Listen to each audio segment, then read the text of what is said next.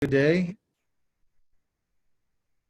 and welcome again to another webinar produced by Impact to arm you against some of the travails of the pandemic. And today our webinar focuses on CARES Act 2.0. I'm sure many of you have been reading articles in the news and hearing things on TV and stuff about stimulus to, kind of the next wave here. And let's face it, cash is our lifeblood. Whether you're operating a construction firm, a training center, what have you, you need that money to keep the wheels on, the doors open, and moving forward. I'm Kevin Hilton. I'm the CEO of Impact, and we have representatives of Lesko Walderman again to talk about how you can navigate CARES Act 2.0. And I want you to keep in mind that we use Lesko Walderman very liberally through our Business Incubator Leadership Development Program. We call it BILD, B-I-L-D. They're subject matter experts in construction accounting and bookkeeping, as well as strategic planning. And you got to keep in mind that a lot of our startups, a lot of the struggling contractors don't have the level of expertise when they come to the business world. And so we want to arm them with an initial taste of people that focus specifically in the construction industry. And we're very happy with our relationship with Lesko Walderman.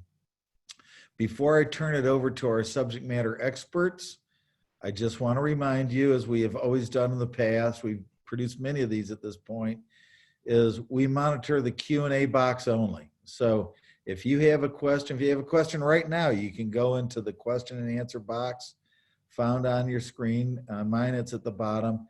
Click that and type in whatever question you have. At any time as we go through this, we're going to save 5 or 10 minutes at the end of this webinar to field your Q&A. We're going to get to all of them. Even after we sign off, if there's some residual ones, we'll turn it over to Matt and Cassandra from Lesko Walderman and make sure that they get back to you. We're going to post this webinar on our website. It should be up later today or at the latest tomorrow morning, because we're recording the video piece of it. And we will also upload the slides, so you can go back and refer to those slides.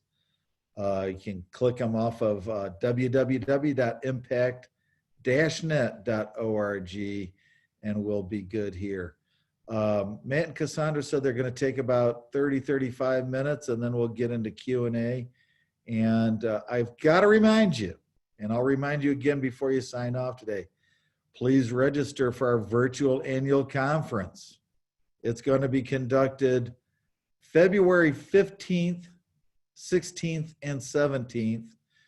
We'll have the typical frank discussion on Monday afternoon, where contractors and contractors only can ask any and all questions they have of the general officers of the ironworkers. There won't be a local union leadership in it. It'll be a contractor only meeting.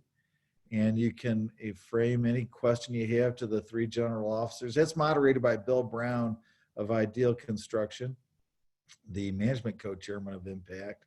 And then on Wednesday, that will be the ironworker only day, where you'll have complete ironworker only content. So please go onto the Impact website, impact-net.org, and register for the virtual annual conference, 15th, 16th, and 17th. They'll be held in the middle of the day to accommodate the West Coast and the East Coast. And we've got good content. I'm very proud of the agenda. So with that, I'm going to turn it over to Matt Lesko and Cassandra Langley, subject matter experts in the CARES Act 2.0. Matt and Cassandra, take it away, please. Thank you, Kevin. As always, it's a pleasure to be here. Again, my name is Matthew Lesko. I'm the founder of Lesko and Walderman. We do focus on bookkeeping, controller, CFO services, centered around construction firms as well as other industries. My background actually came from being a controller and light CFO for a structural steel and miscellaneous steel fabricator. And we're really happy to be able to continue to support impact when it comes to the PPP and also the build program, as Kevin mentioned. One of the things that we offer and really think is important about the build program is helping those organizations in the impact community with their financials. And we all know running your company by the numbers is the most important part. Enough of that. I want to introduce everybody to Cassandra Langley, one of our senior staff members, has been diligently staying on top of all the PPP, EIDL, ERTC changes that has happened with the new stimulus package. And she will do a presentation, 30 minutes or so. We'll do a Q&A afterwards, and I hope you guys enjoy. Cassandra? Thanks for having us, guys. So, as I said, we're going to go over the CARES Act 2.0, which we're discussing the PPP, EIDL, and the ERTC. There's a lot of other components that are rolled into the specific bill that they had passed here, but we really want to focus on the ones that we really specialize in. So I didn't want to change. So the specific act is the Economic Aid Act. It was signed on December 27th of 2020. As we said, it expanded some of the information about the EIDL and also the EIDL advance that was an additional grant. They also proposed a new ERTC, which is a credit that you can use against payroll taxes. They gave some additional rulings on PPP 1, and they created what we refer to as the PPP Round 2. Touching first on the EIDL. So this, you probably heard about it if you learned anything with the original CARES Act. It is a loan that is just meant to provide relief to businesses that are currently experiencing a loss related to COVID-19. The loan is low interest, 30-year maturity loan.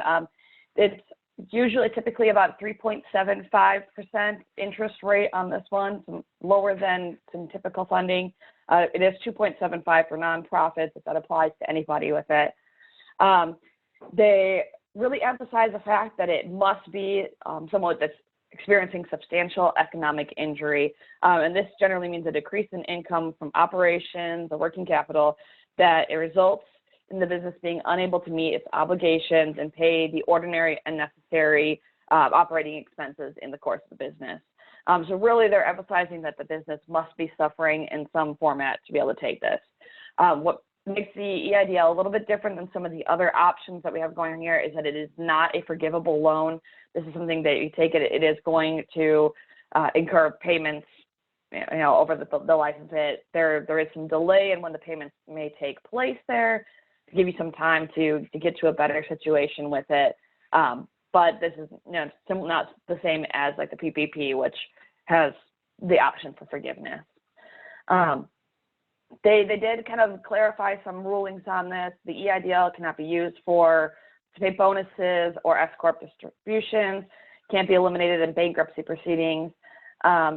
And specifically with regard to the bankruptcy proceedings, taking an EIDL, if you are not taking it as a business entity, if you take it on a personal basis say you have an a Schedule C business that's on your personal return and you take the loan under your own personal thing, you actually open yourself up to potentially some risks related to IRA protections that are not typically a risk in bankruptcy proceedings, but the EIDL does allow access into that.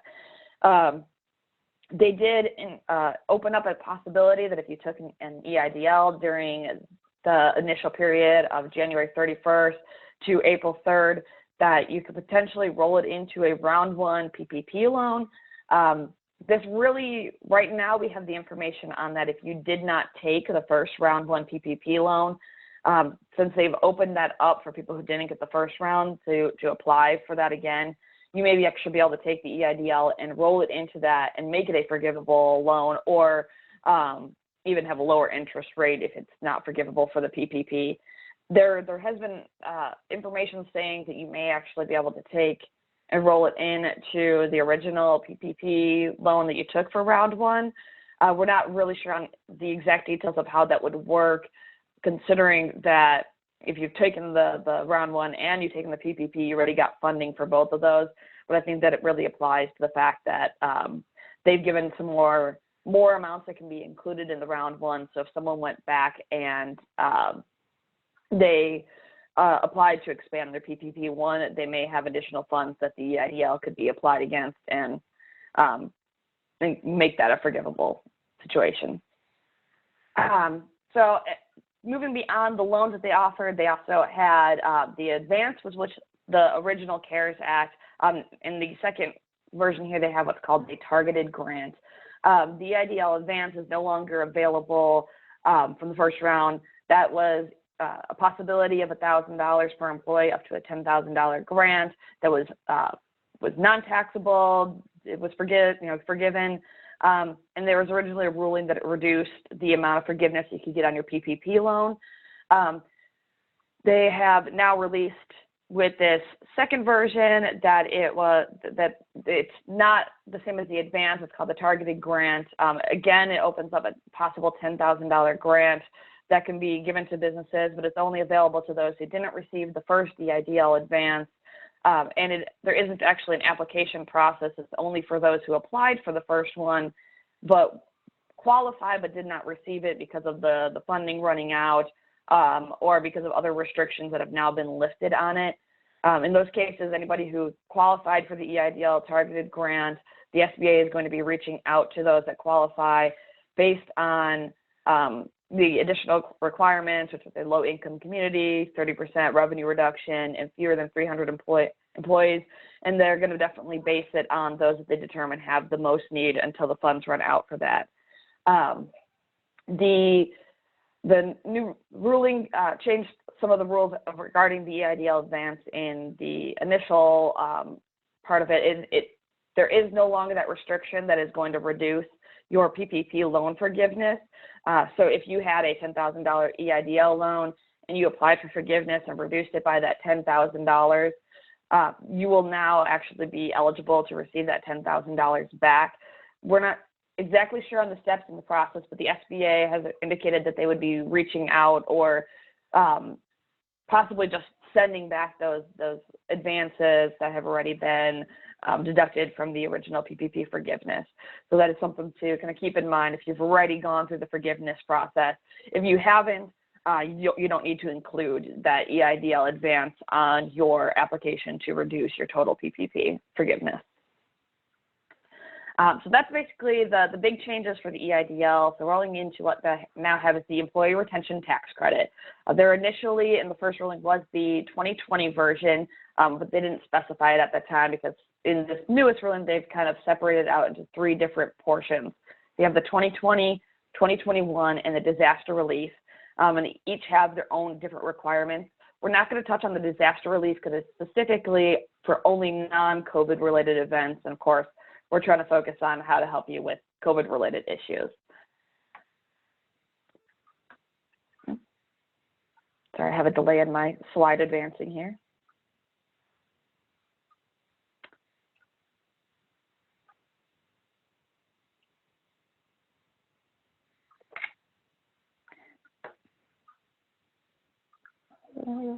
Down here. Apologies, guys. Let me see what's going on here. Why it's not.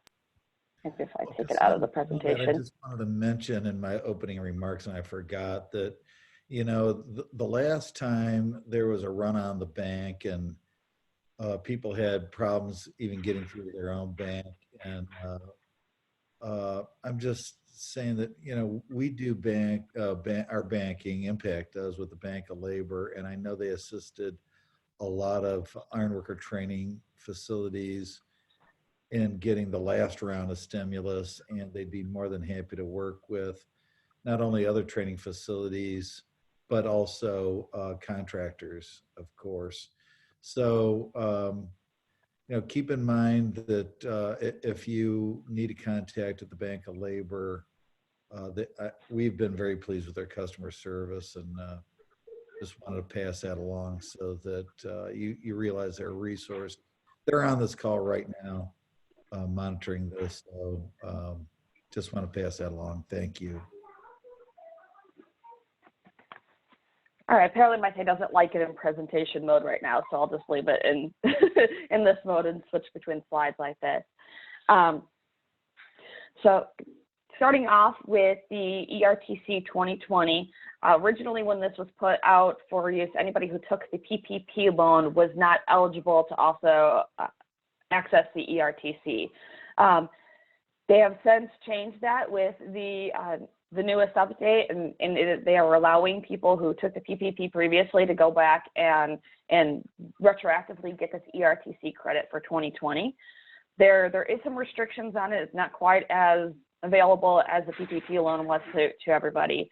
So the main requirement to get this is that you have to show at some point in 1 quarter of 2020, you have to show a 50% revenue drop in compared to 2019, so 2020 versus 2019 by quarter.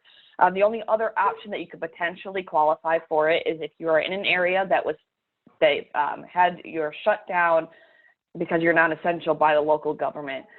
In those cases, you're only applicable for the payroll that occurred in those specified shutdown periods.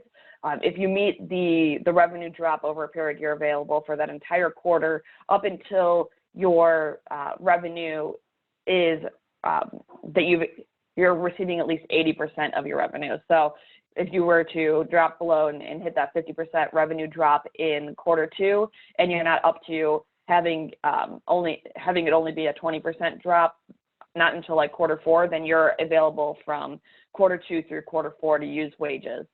The calculation is based on only W-2 employees, and it is 50% of their qualified payroll up to $5,000 annually per employee. You cannot use wages that you were using for PPP. So anything, if you took out a PPP loan at this point, you have to reduce the wages based on that. There are some specific calculations of how to split the PPP funds, but that's something to talk with your accountants on how to actively calculate which wages are qualified. As I said before, they are allowing us to retroactively apply, so we're able to go back and go through any quarter in 2020 and apply for that now. You would have to refile your payroll taxes for those periods to get that credit on there, but it could potentially be a huge credit for some companies. There is some limits based on the employee count. In the ERTC 2020, it was specifically if you have over 100 employees in your company, there are restrictions on what portions to take. It gets very granular in that, so that if that is something that applies to you, that you have over 100 employees, it's definitely something you need to discuss on a one-on-one basis, because it's not something we can really dig into here about all the different, how the calculations have to be done differently for it. So then they brought out a second version of this, the ERTC 2021, and they do this as a separate category because it does have a lot of differences compared between the years. So it only applies to the January 1st, 2021 payroll forward. It is calculated differently, and the restrictions are different. So instead of having to meet that 50% revenue drop as in 2020, it is now only a 20% revenue drop quarter-to-quarter comparison. So we are looking at, in the case of the first quarter of 2021 and the first and second quarter, which is all this applies to right now, it's the 20% drop compared to the prior year. So you have a little bit more potential to possibly qualify for this. They do also offer a potential to use the previous quarter to qualify. So in the case of Q1 2021, if you have that 20% reduction in Q4 of 2020 compared to Q4 of 2019, you can that you'd qualify to actually do this calculation for first quarter of 2021. It is a different calculation, so we're looking at 70% of qualified wages for W-2 employees, and it is up to $7,000 per quarter per employee. So since it's for the first 2 quarters of 2021, you have a possibility of $14,000 per employee that could be eligible for this. Again, if you're getting the PPP Round 2, it would need to be limited by the funds that are used from that forgiveness process as well. The difference with the 2021, especially considering that 2020 is over now, but 2021, you can actually apply for these credits in advance of filing your tax return, because obviously, first quarter is not going to be filed until April. And so if you're looking to get these credits applied now, you can go ahead and apply in advance. There's special forms for that.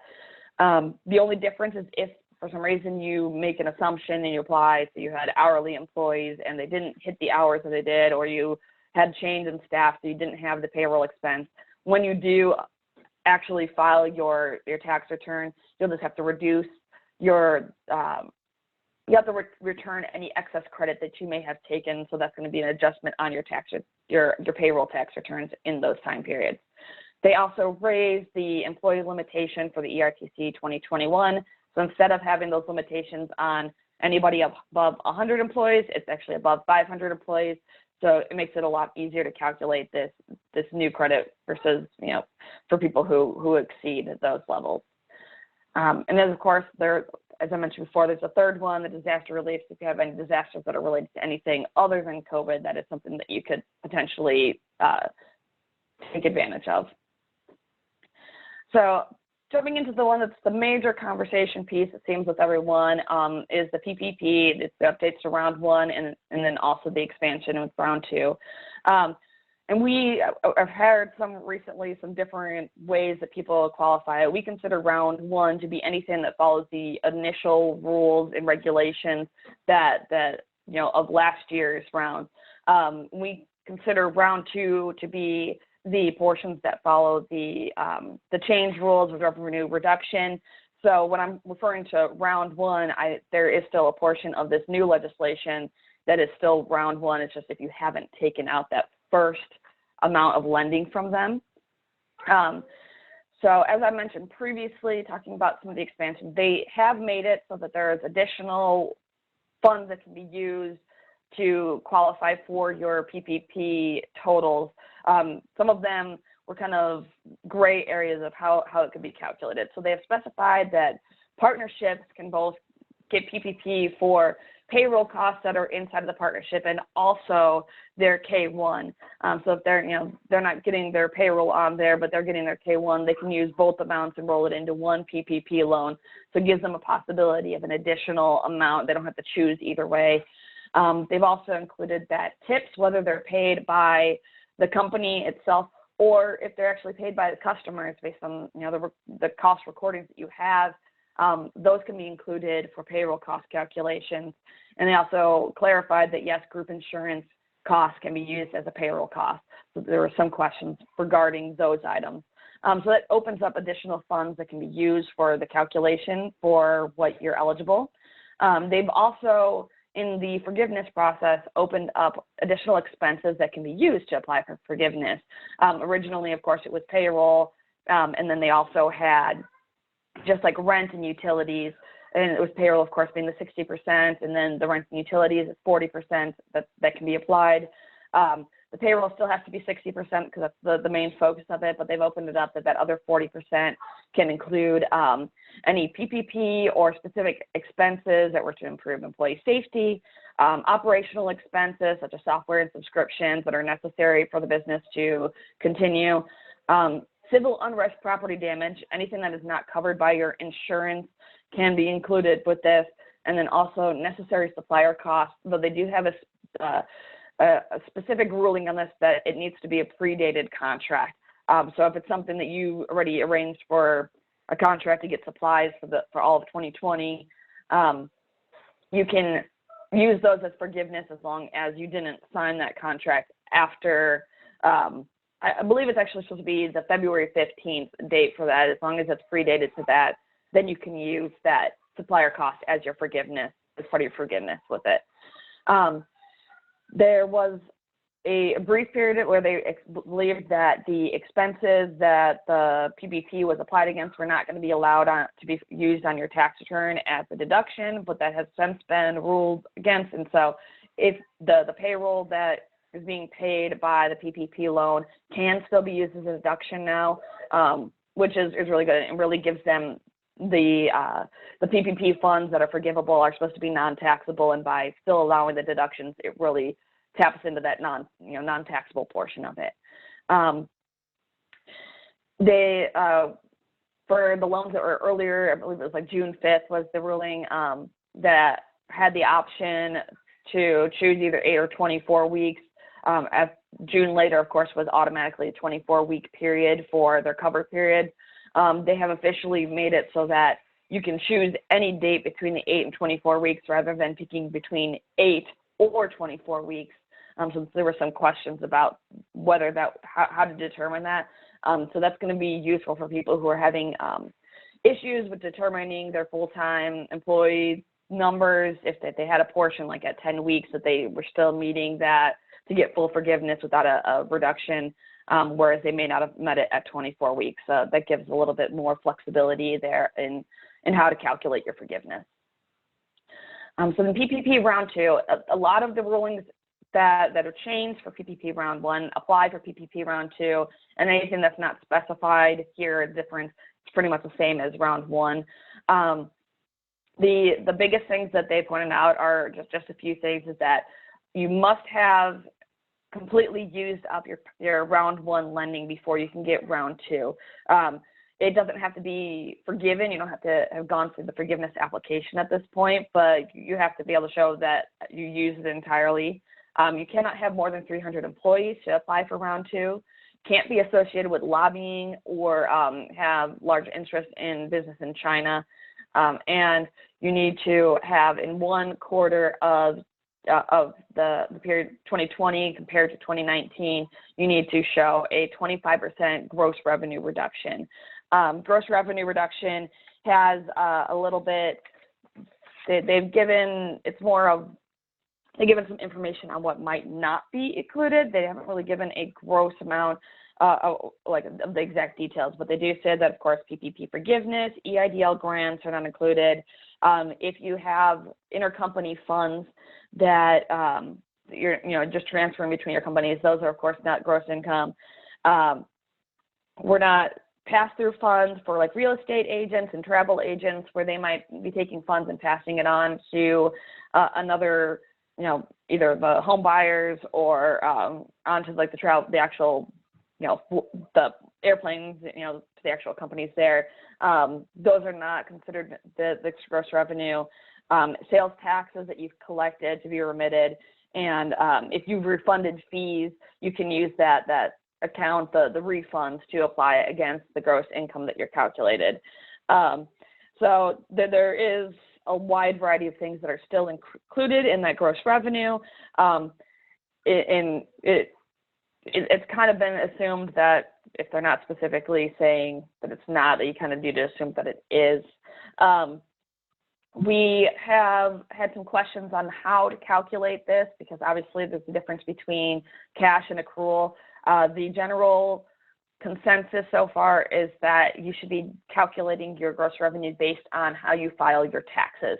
So if you file on a cash basis for your taxes, then you should calculate based on that, and obviously same with accrual. This is not an official ruling with it. They didn't come out and say, yes, for sure, do it this way, but it's the general understanding from how the legislation is read, that's how you should approach it. For this, they changed it up for how to determine the amount. Originally for Round 1, it was just a 2019 amount. And now it is able to be, you can use 2019 or 2020. And actually that applies, recently got clarification that actually applies back to Round 1 as well, that if you are now applying for a Round 1 PPP loan, you can use your 2020 payroll amount instead of 2019 if it's a higher amount and potentially gives you a higher loan. It just depends on your particular situation. There is a third option that you can actually use the 12 months immediately preceding your application. So in this case, now that we've moved into February, you have the potential of using February of 2020 through January of 2021, just as that potentially gives you additional, a little bit amount depending on that. The one other thing, which may not really apply here, but they specified that, of course, restaurants can actually get 3.5 times the monthly payroll expense, whereas the usual is 2.5 times the monthly payroll expense. Just as a wrap up for everything here and a little additional notes, all of these funding methods and assistance do have a necessity requirement. Kind of touched on that with the EIDL, but it applies also to the PPP and the ERTC, that you're supposed to really only use if you have current economic uncertainty that makes the loan necessary to support your ongoing operations. So we really want to emphasize that with people that this is really supposed to be helping those who are in need, and we're encouraged not to abuse the situation. There, for some that are getting lower amounts, there isn't necessarily going to be that proof requirement upon application, but if there is an audit in the future, you need to have some way of showing that this was a necessity for your business to continue. When they get into the higher levels of loans for people who have a combined amount between the two PPPs that exceeds $2 million in their loan, in their PPP loans, going into that kind of situation, there is actually going to be a documented requirement for forgiveness, everything to show that. Something that is kind of across the board here, there's some additional issues, is that if there's another part of this that talks about the shuttered venue grant. Don't have a lot of information on this, but anyone who this does apply to is not, if they take the shuttered venue grant, they cannot take the PPP loan in addition. It's one or the other, so it depends on where the funding that's going to be best for a company with that. That usually really more applies to performance centers. So it gets very specific on that of who applies for the shuttered venue grant. They've also made a specific ruling that if you are already in bankruptcy and going through those processes, at this time you cannot apply for a PPP loan. They are only looking to lend it to people who have that forward momentum that are going to be an ongoing business. So if you have already proceeded into the bankruptcy at this time, you cannot apply for the PPP. And just as kind of a final note with this, and this is something that's specific to discuss with a tax preparer, there is a ruling, Section 531, that is related to having excess operating capital in your company that can possibly trigger additional taxes. Not really something I particularly specialize in, but if you are taking the PPP loan and it's going to potentially cause you to have an excess operational capital in your account, it could potentially incur an additional tax liability. So it's just something to kind of broach with your tax preparer to make sure that you're not hitting that. It's going to be something that's probably less of a concern for most people, because if you have the necessity requirements and you're taking these PPP loans, you're probably not having a lot of excess capital around that's sitting there and being unused. But we just want to bring it up as something to potentially have an item there. So just as a final thing, we have a page here. If you do have any additional questions that we don't get to into this Q&A or think of something later, this page is also going to be in the slides that are going to be online for it. But the emails can be directed to this care@impact-net.org. And if you send it to any questions to that email address, it will get forwarded to us to provide you additional support. Excellent. Thank you very much. Matt, you're going to handle the Q&A? Yeah, I'm going to handle the Q&A. I wanted to throw out a couple notes. We only have one question currently in the Q&A, so please flood the Q&A if you have it right now as we get to it. I think there's a couple things that I want to make sure that people know. I think a lot of people know this already, but Cassandra mentioned it. The PPP money is a non-taxable item. The costs are deductible now. This is a major change, and I want to make sure that people understand that there's not going to be a tax effect for taking the money. And the forgiveness process, just recently, a new form was brought out, basically a one-pager that any loan that was 150,000 or less, or under 150,000, is basically a self-attestment that you had the need, and it doesn't go through a full review process, which is nice for the companies, because it's going to reduce the amount of time required to go through the forgiveness process. And then the last note I'd like to mention is from the ERTC, and how big a change that was, especially for organizations that really got impacted by the by COVID and by the pandemic and shutdowns in different states and counties across the country, that being able, previously to not have access to ERTC if you chose the PPP, and now having access, and how to balance that and how to apply for that is pretty substantial for those suffering businesses. Cassandra, you can stop sharing if you'd like as well.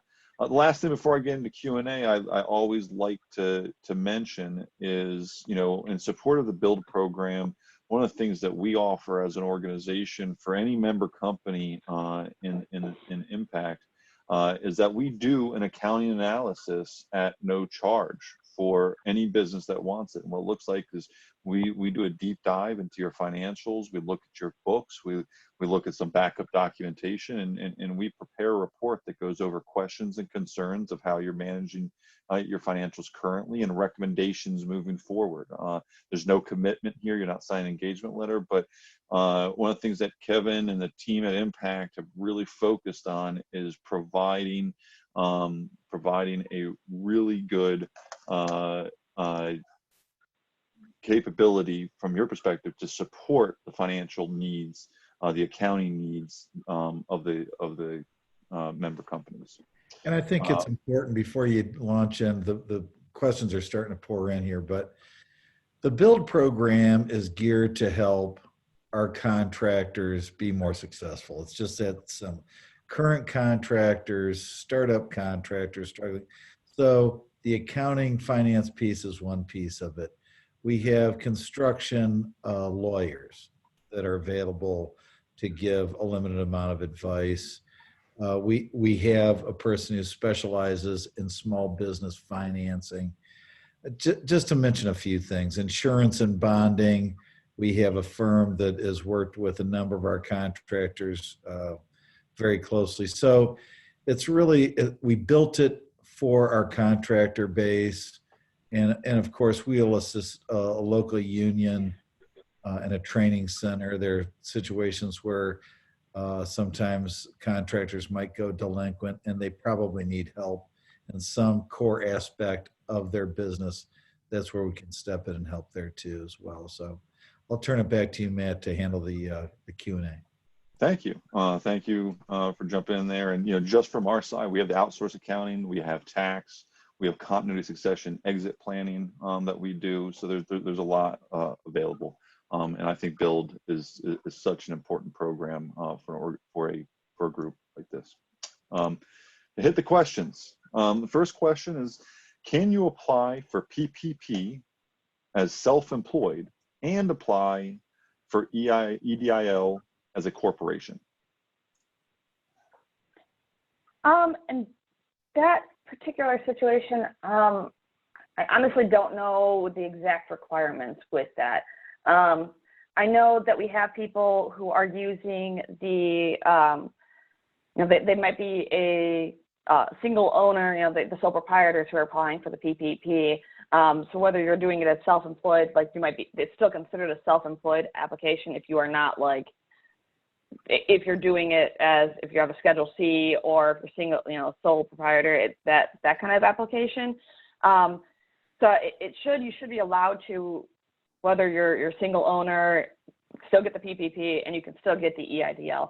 Now, the specifics of if you're using your business as one thing, and then you're doing it as an individual, as a 1099, I'm not sure about the exact guidelines there.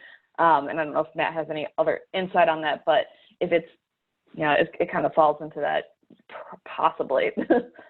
Yeah, Cassandra, I see this question, and I think this is a very unique situation for the individual that's asking it. I have quick questions that says, I mean, do you have one corporation that provides, that is an ironworking company, and then you also do, I'm going to make it up, marketing services on the side? Is it basically a separate company, and you want to apply for the PPP for that and the EIDL for your corporation? There's so many nuances to the question that's being asked, quite frankly. So this is a good example of a question that you could submit to CARES Act at impact-net.org, and we can spend some one-on-one time with you specifically around your question. Next question, have you heard anything about a hard cap on your loan of $35,000 per employee regardless of payroll? I have not heard any specific ruling on that. I heard some mention about some people were talking about certain limits but it was really more related to the forgiveness and that the lower ones getting out, but particularly as a hard cap per employee, I have not heard that. There is the caps about the fact that if you have an employee that makes $100,000 or more a year, they are limited to $100,000.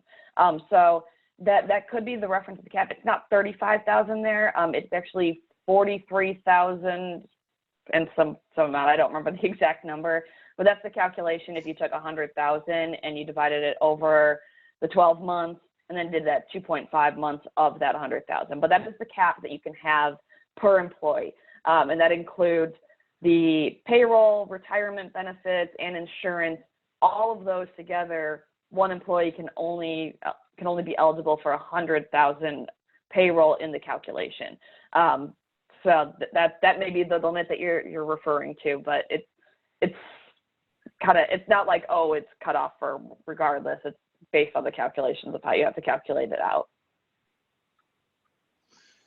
And it was mentioned here, it says, this is what popped up on my bank portal, was this $35,000 cap, which is interesting. I haven't heard anything like that either. But we've held off, just so you know, we've held off doing any type of forgiveness application because of the changes that have happened. And we've told our clients not to do it before the new year, going into 2021. And then with the change with the additional stimulus and changes with the forgiveness process, we had recommended holding off. So last I checked, some banks pulled their forgiveness application stuff offline to make changes based on some of this stuff. SBA limits, next question. SBA limits the loan amount to a lesser of $10 million for first draw loans, $2 million for second draw loans, or $35,000 per employee reported on that PPP application. You applied for a loan amount which exceeds these requirements, therefore your loan amount has been adjusted down to the applicable maximum. I think that's a statement more than a question. I still don't think the $35,000 per employee is accurate. But your forgiveness will be brought down to the maximum. Anything additional to the maximum that you received would fall into the loan category. Would you agree with that? And there may have been additional ruling. I did kind of a quick search here. I haven't dug into it. The $35,000. I know that I have worked in some of the applications for the forgiveness, and we've had people who've had a higher per employee who got the full forgiveness, and that they had those max of the $43,000 that we were talking about. I don't know if this is something new that may have come out in the last few days, and that is potential. It's a constantly evolving situation that they may have put a cap of $35,000. I know it does leave questions, and that's something that could potentially change again, because the initial application did allow for you to apply for the $43,000 per employee. So if they're putting a cap on the $35,000 now, how are they going to bridge that gap between what they initially allowed and now, how it's being changed, and they allowed some people to already apply for full forgiveness, hitting that. So we'll have to, that's something we're going to have to kind of monitor and see how that happens. And if it is something that they're putting out there, they should probably add additional, they're going to, in the next few a little bit here, add even more additional rulings and how exactly that is moving forward. But I do agree there's a lot of banks that have taken down because of the changes and because they're implementing that under 150,000 loan part. They have taken down their application for forgiveness completely, and now they're allowing they're going to be reissuing it and bringing out a whole new process. And so if this is part of it, it's going to be kind of something we have to approach as it evolves. But it hasn't been something that's been really an issue up until this point. Yeah. Next question, can a contractor take out a second EIDL if they took one out last year? My understanding of this is no, you cannot. I believe it's only one EIDL per company. There are other, obviously, lending options that sometimes the SBA offers, but the understanding is the EIDL is still limited to one per company. Okay. I have a question here. I am a CPA, and there seems to be a lot of confusion between accountants and the international IW unions as the union's eligibility for the PPP and EIDLs. What is creating this confusion, and how can this be rectified with the BAs on a one-on-one basis? Where the confusion seems to center is on the entity status. Just for, you may not be familiar with the vernacular, BAs is the business agents or the people who represent the local unions. Thank you.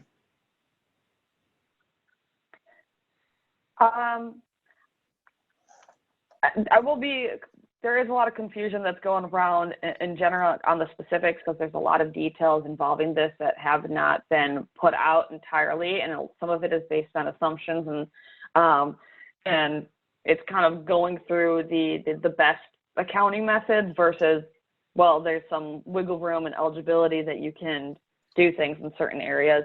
The exact issue there, I honestly am not 100% on what would be causing their specific issues, unless it's something related to, reference possibly the business entity of how it's formatted.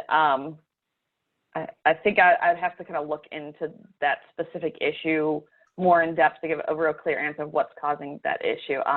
Because I guess I don't have the full background there to give really good details on what's causing that issue. A comment that was made is that training center entities are eligible only if they are a 501c3. And my understanding is that the entity is what matters. The entity setup is what matters. And so you have to look at it from that perspective. The training centers, I think most of them were set up as 501c3s and were eligible for the PPP components. Many of them are. Some of them are probably set up as a 501c5 labor organization. Some may be, but it's not likely 501c6 association. Yeah, and the 5, I think, is where the confusion gets in. And I don't think there's clear guidelines on the 5, and I think that was left out. Now, it's worth it for us to spend some time to dig into that and be able to answer that question back for everybody that's attending, or at least the training centers themselves. Next question, are there any other loans you recommend to help contractors besides the EIDL or PPP loan? I don't have a specific one out there. I know that there have been there's a lot of lending that is actually at a lower rate right now, just given the current market thing. But going into specifics, there really isn't anything that they've brought out that is specifically other than the EIDL and the PPP. There's certain markets that have additional lending that's been brought out for it. As a reference, the shuttered venue grant, there's that. There's also some additional fundings that were brought out for, there's like the Save Our Stages Act that brought out stuff, but it really would get in, for some of that gets into particular of exactly your business of what's going on with you. But just across the board, there really isn't anything specific other than the ones already mentioned that is available across the board for people to use. I want to jump back because I did a quick look here, and I just want to give you guys a quote here. Under IRC sections 501c3 or 501c19, such as trade associations, advocacy organizations, unions, and social clubs are not eligible to participate in the PPP. So that would include the C5s. From a lending perspective, obviously you can go traditional lending. I know in a lot of ways that does not help. So, you know, it's a tough answer, and there's not a lot else out there. You know, there are means of getting finances. Not all of them are easy, nor are they straightforward, but it's well worth your time. If you're in need of non-traditional financing, reach out to either through the email careact@impact-net.org or our contact at the Build program, Carrie Walters, and we can talk more deeply about that. If you're a contractor, we'll provide any and all access that we possibly can to help you succeed. And I think that wraps up the Q&A. And I just wanted to thank Cassandra and Matt for performing for us again today. You'll see them later in the year as we go into other issues that affect our local unions, training centers, and contractors.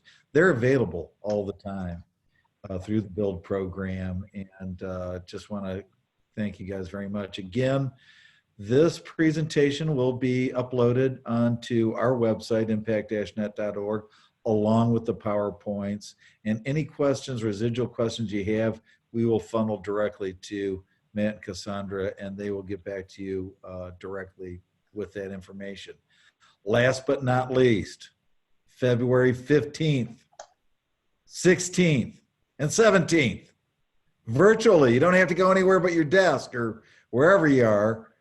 As long as you have a computer screen, we would like you to log on to the Impact Virtual Annual Conference. I can't make any promises. This has been an unpredictable 12 months, but this will be the annual conference before we do our live one in San Francisco in 2022, where likely you'll bump into Matt and Cassandra. But go onto the Impact website and log on for that, register for that annual conference. And again, Matt and Cassandra, thank you very much. Thank you, Susan Avery behind the scenes, and Sarah Shuttleoff and the whole Impact team for driving this down the road. And we're here to help you with your success. So thank you guys. Have a great rest of your day, and we'll see you soon and very soon. Be well. Thank you, Kevin.